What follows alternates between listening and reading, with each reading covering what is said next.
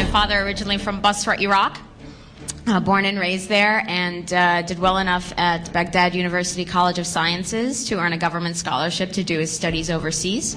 He came to the United States, actually, to the DC area, and where he met another graduate student, a nice Jewish girl from New York. And so, yeah, funny. And while the groups of Arabs and Jews are not mutually exclusive, there are Arab Jews.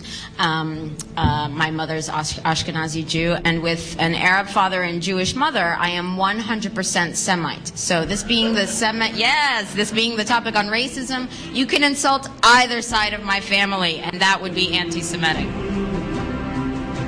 In order for my dad to pay back that government scholarship he was on, he taught at Basra University for 5 years. So the first 5 years of my life were between Iraq and New York.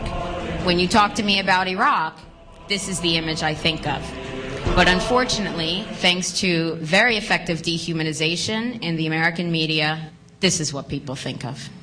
Swarthy, dark, mustached, evil man, dictator worse than Hitler. Dehumanization, the enemy, the names used in Vietnam for the Vietnamese people. I know the number 58,000, but it wasn't until recently that I knew that over 3 million Vietnamese were killed. And the same goes for Iraq. We've already heard the names used. It's now over 1.2 million and counting as we speak. Mexican families who want to come here to build a better life for themselves, if they are caught at the border without papers, they're going to be detained or maybe beaten. They're going to be sent back home. However, if you choose to enlist in the U.S. military to be deployed overseas for corporate profit, they will accelerate your citizenship application. Give us your tired, your poor, your huddled masses, and we will put them in the military and send them overseas to die for Halliburton. This is citizenship. Welcome to America at Al Fau Palace, Baghdad. Now, if you look at this picture, the guy in the middle is the general, and all the brown people are the new citizens. General Tommy Franks in 2003. We don't do body counts. I mean, they don't even count the number for the Pentagon doesn't even count the number of American dead accurately. We shouldn't expect, if they're not going to do that, we're not going to expect any better for Iraqis. Colin Powell. Colin Powell was mentioned yesterday, Chairman of the Joint Chiefs of Staff during the first Gulf War. Colin Powell said, civilian Iraqi casualties, it's really not a number I'm terribly interested in. Now, he was referred to as being respected. Colin Powell is a liar. He was a tool that was used to get us into Iraq.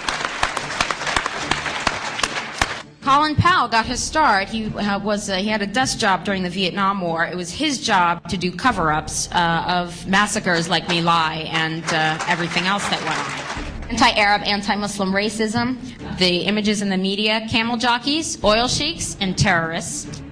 This has been harvested over decades. I know in the earlier panel it was said that it didn't just happen when you got to Iraq. This has been happening since you were born. If you go to certain movies,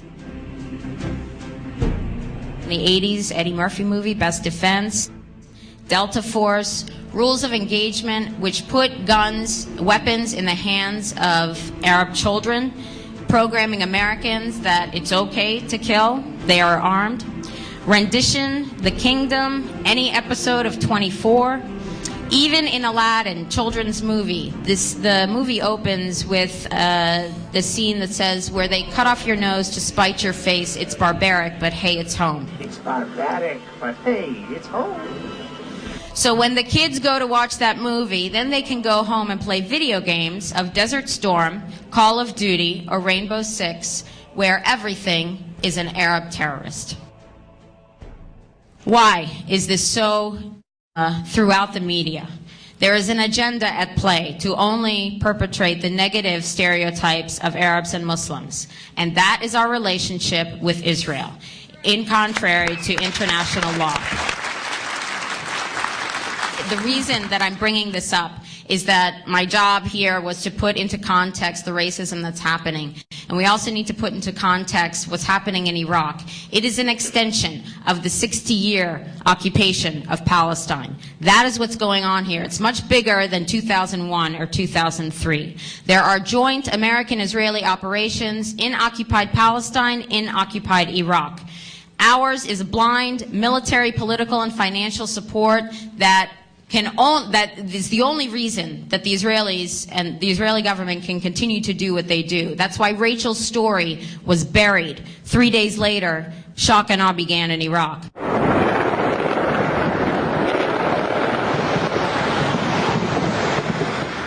These people have been fighting each other for thousands of years? No.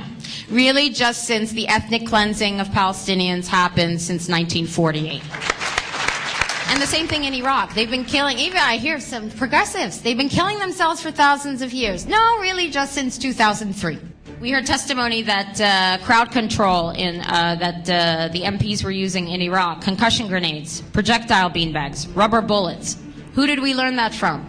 That's Israeli crowd control in Palestine. And there are connections, high-level connections between the U.S. Army and Israelis. This is supposed to be non-lethal ammunition. Well, a rubber bullet, which is a steel bullet coated with rubber, is lethal when it's lodged in a child's brain. Why don't we know what's actually happening? Just briefly, I will show you why, because of the messages in the media. This was a study done in 2004 called Deadly Distortion. Check out the website, ifamericans.org. Associated Press coverage of Israeli and Palestinian deaths. Associated Press. This is not an obscure news reporting agency. I will focus on the reporting of children's deaths. The AP reported Israeli children's deaths more often than the deaths occurred, but omitted any coverage of 85% of Palestinian children killed. This is not a mistake. This is not an aberration. This is an agenda. This is a policy. In 2004, the actual number of Israeli children who died because of the actions of a Palestinian, 8. The actual number of Palestinian children who died because of the actions of an Israeli, most often IDF, Israeli Defense Forces, was 179. What did we see in the media? The next graph. 113% reporting of the Israeli children's deaths because they appeared in more than one headline or more than one article. That's fine. But what happened was only 15% of these Palestinian children's deaths were reported.